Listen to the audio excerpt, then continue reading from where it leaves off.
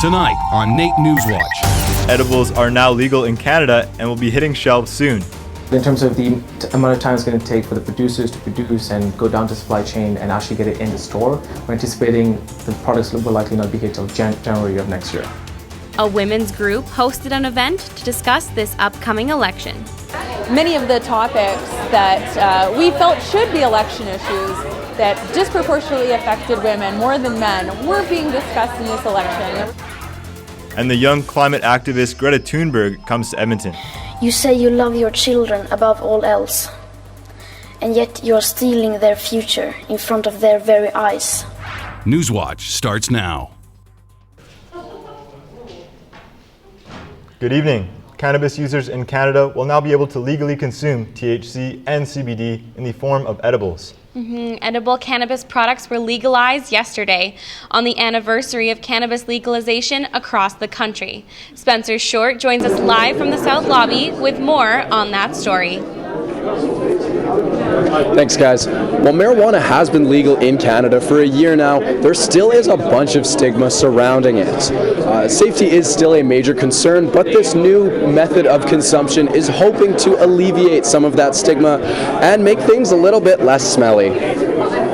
Chocolate, cookies, gummies, and even beverages. These are things that normally wouldn't be considered as drugs. As of yesterday, though, they very much can be.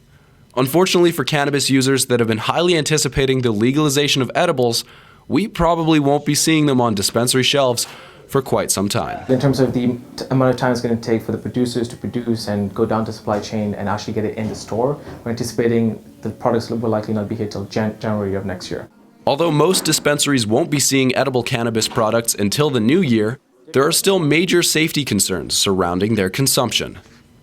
I think you will see people bringing brownies and cookies to a house party or a Christmas get together and just putting it out there and not really thinking much of it themselves and being like, it's just a brownie, whatever, but not realizing that it could have significant impacts on someone who, for example, takes that brownie and then goes to drive home, not realizing that they took it. Skeptical buyers may rest assured that legal edibles will be properly packaged and dosed to hopefully avoid children getting their hands on them. The good thing is that with regulations, they will be safely packaged in terms of every single package, every single thing of chocolate will be in those restricted packaging, meaning the only way kid will have access to it is if somehow the parent forgot it on the table. Christine Bannerman, Supervisor of Health Services here at NAIT, has some additional tips on safe consumption and storage of edible cannabis. You know, if you're going to try it and you're going to make things, put it away in a safe space, way above, maybe not even mention that they're special brownies or because a special brownie, you're sending out a whistle signal to the child in your house. Needless to say, it is strongly advised that you keep cannabis and all other narcotics out of reach of your children and your pets. If you find someone that has eaten an edible that they shouldn't have, call HealthLink at 811. Spencer, does a person's body process edible cannabis differently than just smoking it? What should people know about its effects? Edible consumers will experience what is essentially a slow burn in the sense that the cannabis will not take effect in their bodies until up to an hour after consumption. That being said, cannabis will stay in the system if consumed through an edible for up to 24 hours, so it is essential that you do not get behind the wheel of a car after you've consumed an edible.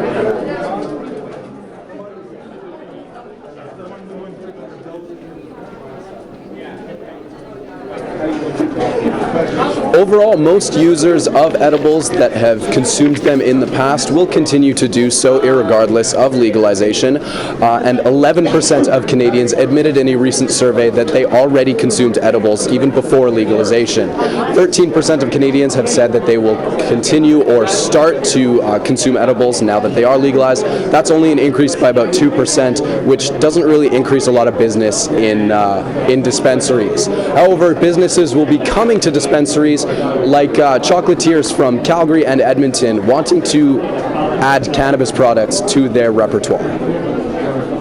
Thanks, Spencer. That's Spencer Short reporting live from the South Lobby tonight.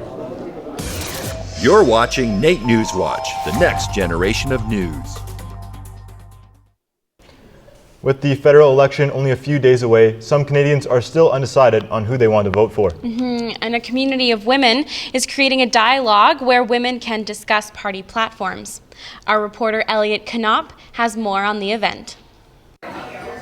Thanks, guys. I'm standing here inside of 9910, where Femme Cabal is hosting a pre-election event that serves to educate and inform women on where political parties stand going into the election on issues that affect women the most today.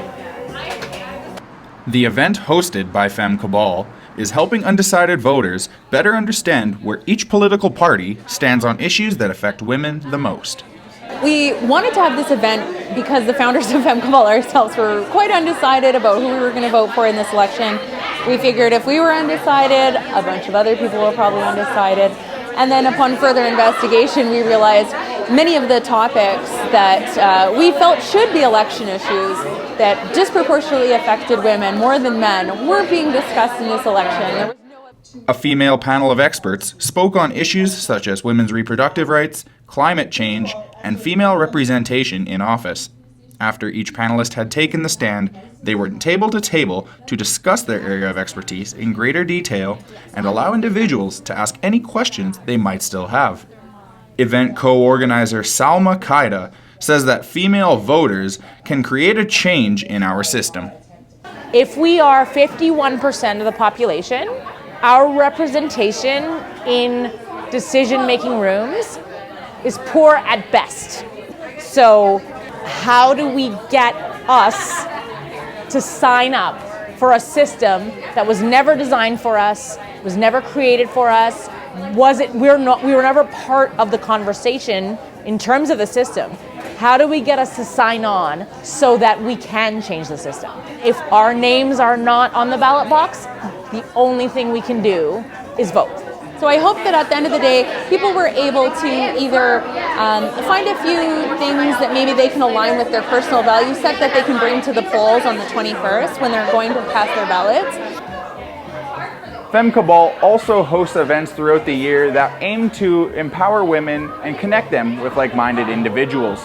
For more about Femme Cabal, you can find them on social media or at femmecabal.com. For NAIT NewsWatch, I'm Elliot Knopp. A new survey from the Alberta Council of Women's Shelters revealed that 1 in 4 Albertans experience domestic violence in the workplace. It is again that whole issue of needing to get domestic violence from out of the shadows and into the spotlight. 1,208 people were interviewed by Leger Marketing. Domestic violence has been proven to have an impact on productivity, workplace absence, and safety. People need to see the signs and recognize the signs of workplace violence or of family violence at work. Domestic violence is ranked second in being what's experienced in the workplace. For more information on workplace harassment and how you can see the signs, you can visit the ACWS website. A 16-year-old activist who is taking the globe by storm is in Edmonton today. How dare you! You have stolen my dreams and my childhood. Greta is a teenager from Sweden who has risen to fame quickly through her passion for the environment. She has spoken at the United Nations, has a TED Talk, and has spoken at many other worldly events. But I don't care about being popular. I care about climate justice and a living planet. Thunberg is in the city for the weekly climate rally today. Premier Jason Kenney wishes her a warm welcome, but has no intention of meeting with her.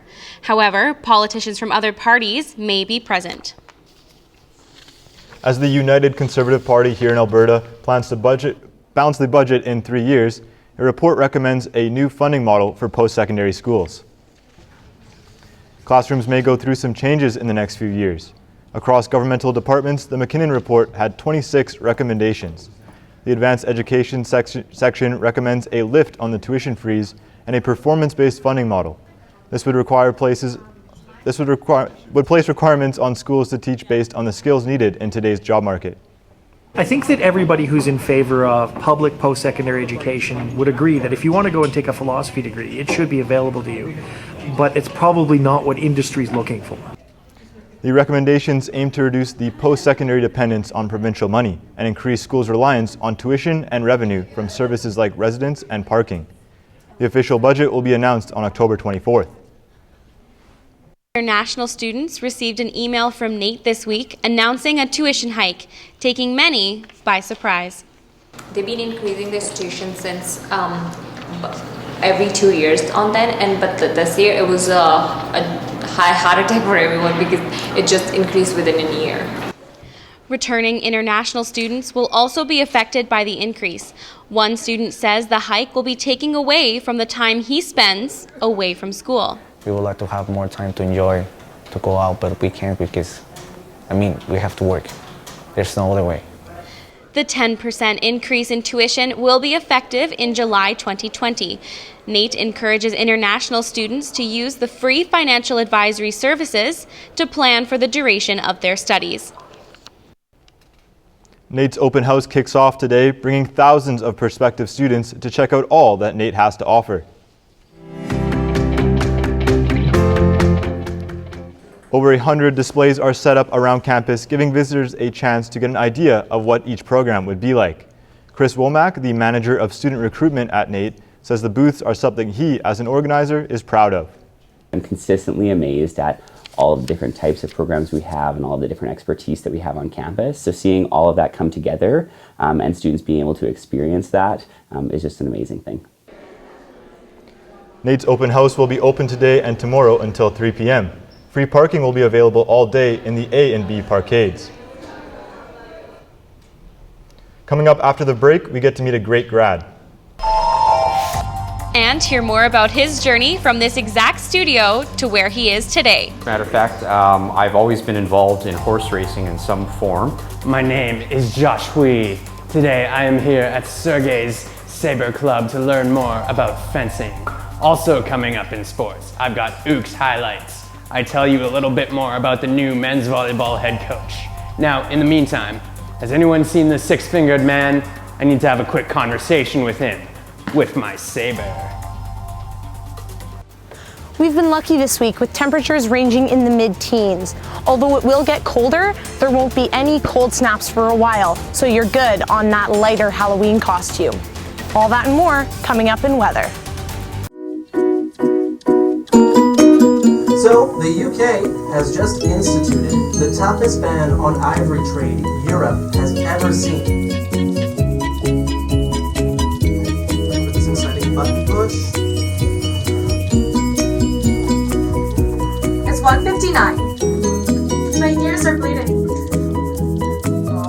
Underwear required over 40 stitches to her face. Good afternoon, it's 2 o'clock. I'm Jenna Winterburn with your NR92 News Update.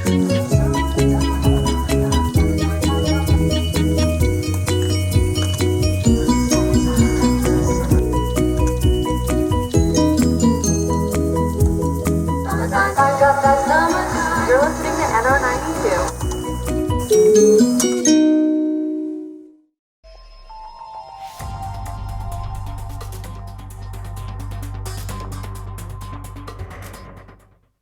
Well, there's still no snow here in Edmonton yet. Doesn't quite feel like winter yet, but it's all right. I'm not complaining at all, and I'm hoping it can stay this way as long as possible. Here's Moira with our weather. Thanks, guys. Well, if you're wishing against snow, I have some good news for you, Erin. In Calgary, we have a high of 8 and a low of -1. It will be cloudy on Saturday, but sunny on Sunday with no chance of any rain or snow. In the mountains in Jasper, it'll be a little colder with a high of 6 and a low of -5. It'll be mostly cloudy, but there might be a chance for the sun to sneak out on Sunday. Even further north in Fort McMurray, it's colder with a high of 4 and a low of -1. It'll be mostly cloudy, with a 30% chance of a rain-snow kind of slushy mix on Saturday. Here in the capital region, we have a high of 9 and a low of -2. So not quite exactly what we were seeing this week with temperatures in the teens, but it will be cloudy with a chance of sun. The Edmonton averages for around this time of year are a high of 10 and a low of 0. So as you can see, we're sticking right around those averages. The record high was 23 in 1938, which sounds almost exactly like a summer day. And the record low was -22 in 1930. So let's all be thankful that the weather isn't like that outside right now. That's all I have for weather. Let's get back to Ty and Aaron. NewsWatch Weather, sponsored by NR92, Campus Radio. He's the voice behind a popular sporting event in the Edmonton area.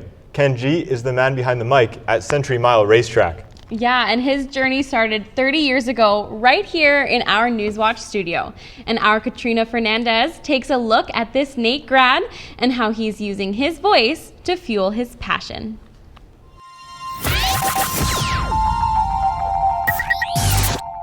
Welcome to Century Mile. We have 11 races on the card, including 3 divisions. Ken G is living his dream.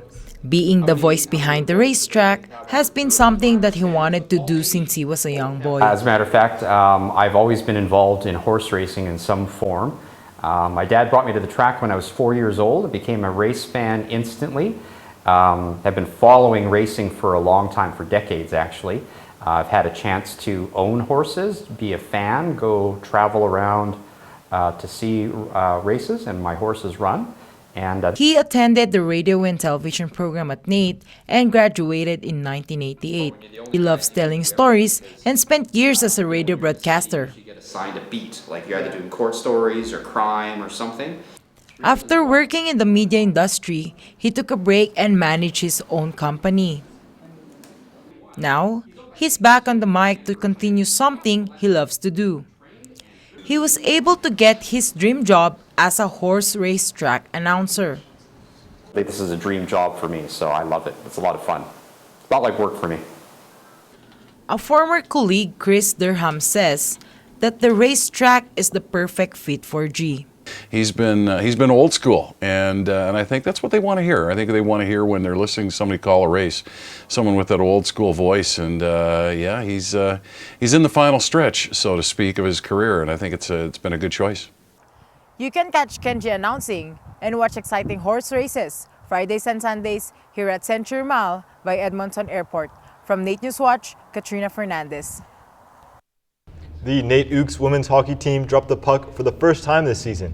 The real question is, what happens when you give our Josh Wee a sword? Wait a second. Are you saying that someone actually agreed to give Josh a sword? Everybody hold on to your eyeballs for this week's sports segment.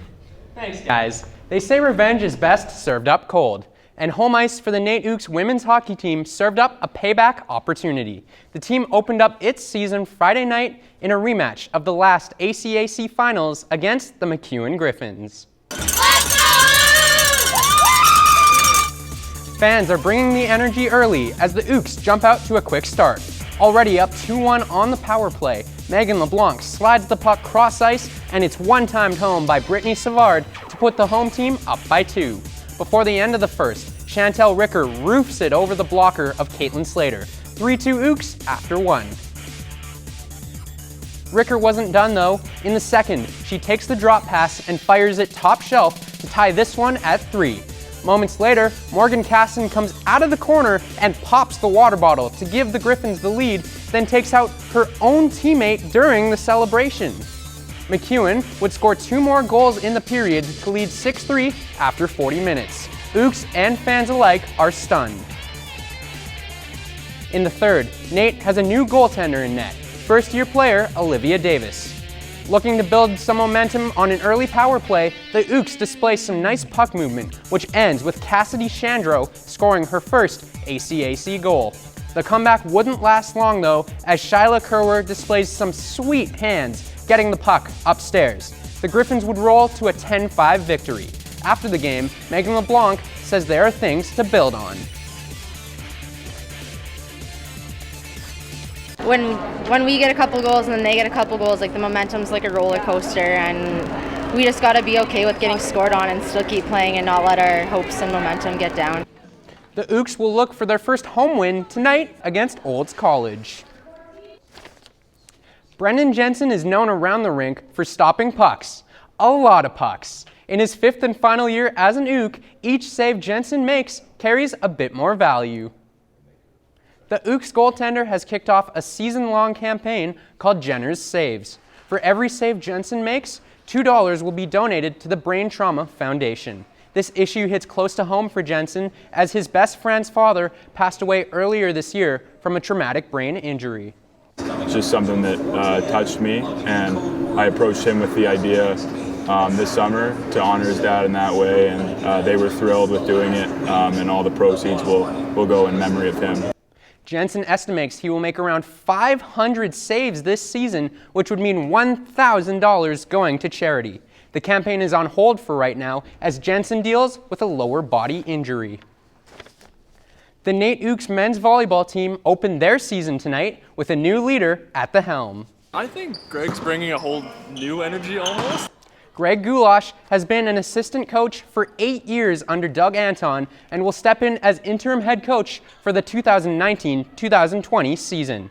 Taking over a team that won 17 matches last year, Goulash says he won't be shy to do things his way. Being in this program for 8 years now, I've learned a whole ton, and I'm just trying to implement a lot of kind of what he's talking about, and kind of help these guys get to their end goal, as well, kind of help them not just grow as volleyball players, but as people as well. On top of a new head coach, this year's team features 4 new players. The match against the Concordia Thunder starts at 8 p.m.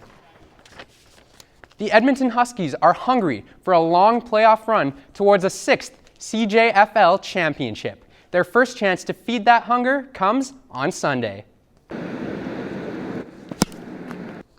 The Huskies, will travel to Saskatchewan to take on the Regina Thunder. Both teams finished the season with identical records of 6 wins and 2 losses, but it was the Thunder who got the win 24-21 last time these two teams played.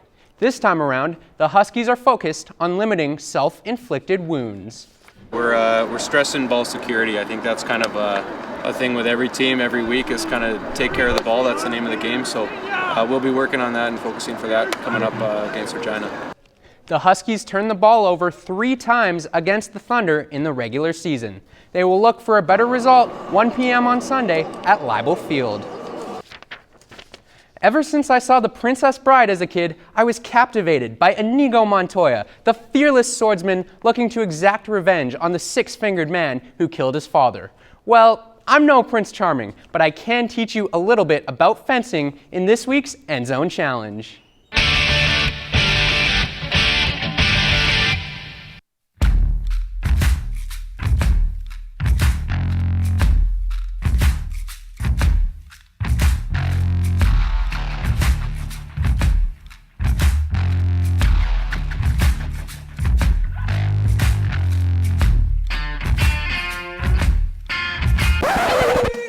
Most people think fencing kinda looks like this. Turns out you need some sort of basic fundamentals, so Andrew from the Alberta Fencing Association is gonna teach me. All right, Andrew, so you've been fencing for how many years now? So I've been fencing for 23 years. Wow, so that basically makes you an expert. You've been fencing longer than I've been alive. Let's get to it. But before we start, all professional fencers begin with a salute to their opponent. Half the battle in fencing is your footwork. Your back foot stays sideways and your front foot stays square toward your target. So it's more like tiny steps rather than like... This form of fencing is called saber, which involves a lot of thrusting and cutting. You score a point if you contact any part of your opponent's upper body. Blocking attacks are a little tougher. That's called a parry. You need to be quick to parry, but make sure you don't expose your arm and give your opponent an easy point. I guess I need a little more practice before I reach Inigo Montoya status, but I'm on my way thanks to Andrew. Well, I noticed you didn't include much footage of you fighting Andrew. Did he beat you that bad? Well, let's just say I won't be quitting broadcasting anytime soon to become a professional fencer. And I'm just really glad to see there was lots of protection there and everybody still has their eyeballs. Me too. Thanks, Josh. Coming up after the break, we help out at the NAIT Food Bank. And hand out flyers to promote their Halloween food drive.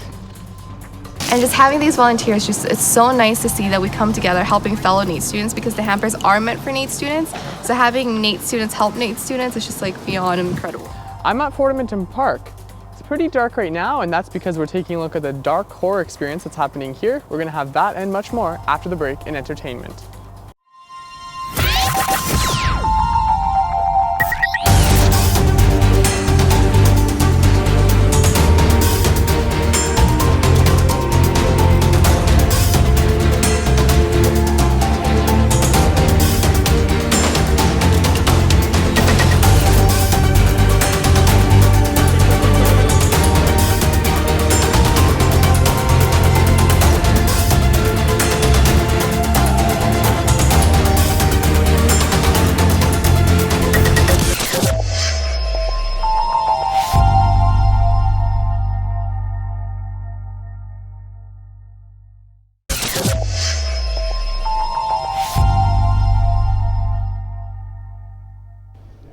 NAIT hosts an annual trick-or-treat food collection event for the Food Center. Yeah, and we got to help them out this week as they prepare for their Halloween food drive. We went out with a few NAIT volunteers and activities board to put up flyers about the Halloween food drive in the Beverly neighborhood. The team of over 15 people divided and conquered the area, meeting neighbors, checking out the Halloween decorations, and spreading the word about NAIT's Food Center and their donation collection. And just having these volunteers, it's so nice to see that we come together helping fellow NAIT students, because the hampers are meant for NAIT students. So having NAIT students help NAIT students is just like beyond incredible. On October 31st, their volunteers will be out collecting donations, which can also be made here at NAIT in room O108 year-round. It seems like there are just so many events going on in Edmonton, from haunted houses to new exhibits at the Telus World of Science. Yeah, definitely. And the Edmonton Fall Home Show is here this weekend. Let's pass things over to Jace Mackey with entertainment.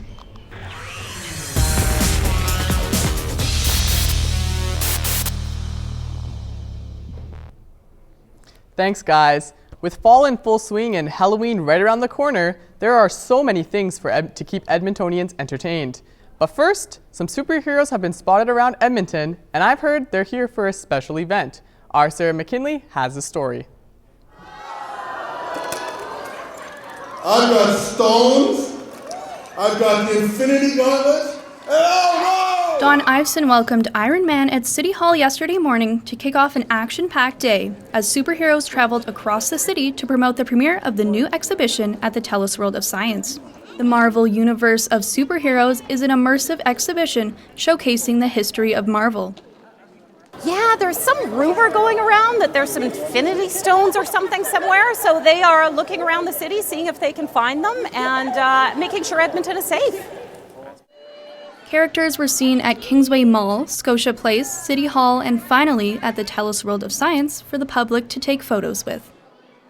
Marvel Universe of Superheroes is an exhibition that covers the 80-year history of the Marvel Universe, going right back to the very first comic books and the very first creative minds who dreamed up these superheroes.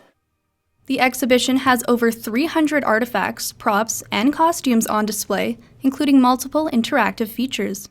You can digitally transform into Iron Man. That's got to be one of my favorites. You can go through Doctor Strange's mirror dimension. If you want a sneak peek of the exhibition, you can be one of the first to see it tonight at the preview party from 7 p.m. until midnight.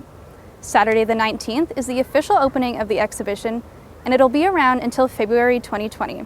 For NAIT NewsWatch, I'm Sarah McKinley.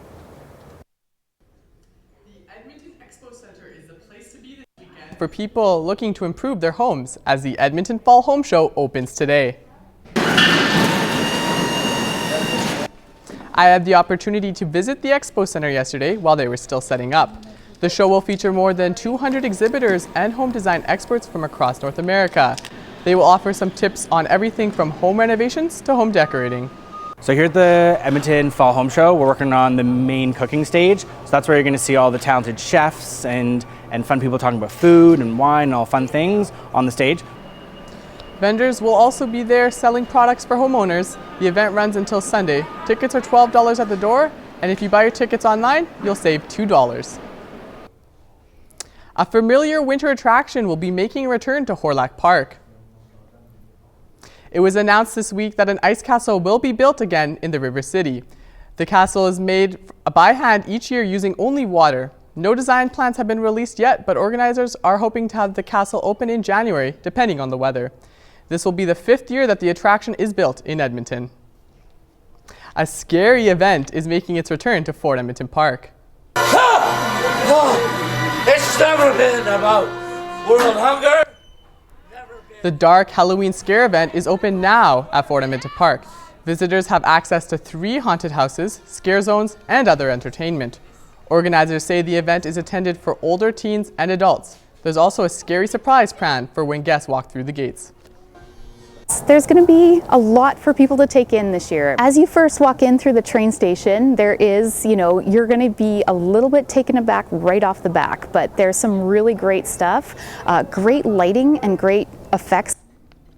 The event runs until November 1st, and tickets are $40 online and $50 at the door. Arnold Schwarzenegger's hair may be getting gray, but the iconic franchise he helped create is still keeping it fresh. The Terminator franchise is blasting back to the big screen. I'll be back.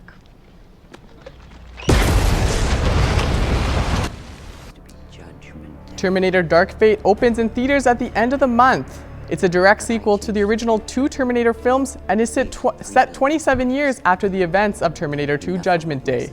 A new Terminator is sent from the future to terminate Danny Ramos. A cast of exciting friends, including the original Terminator, are back to take part in dramatic fight scenes.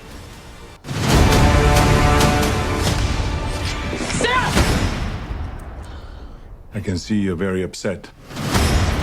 I'm going to help you protect the girl.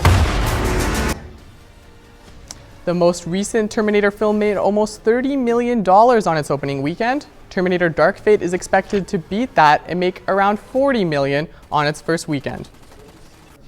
And we have a pair of advanced tickets to give away and these cool sunglasses. To enter, all you have to do is tweet at us using hashtag NAIT NewsWatch Terminator and tell us the year the first Terminator film was released for a chance to win. Well, that's been a look at this week's entertainment. Make sure you get out and enjoy everything happening in Edmonton this weekend. Back to you guys. Thanks, Jace, and thank you for joining us today on NAIT NewsWatch. Tune in next week for more of the latest news, sports, and entertainment here at NAIT and around Edmonton. Have a good night.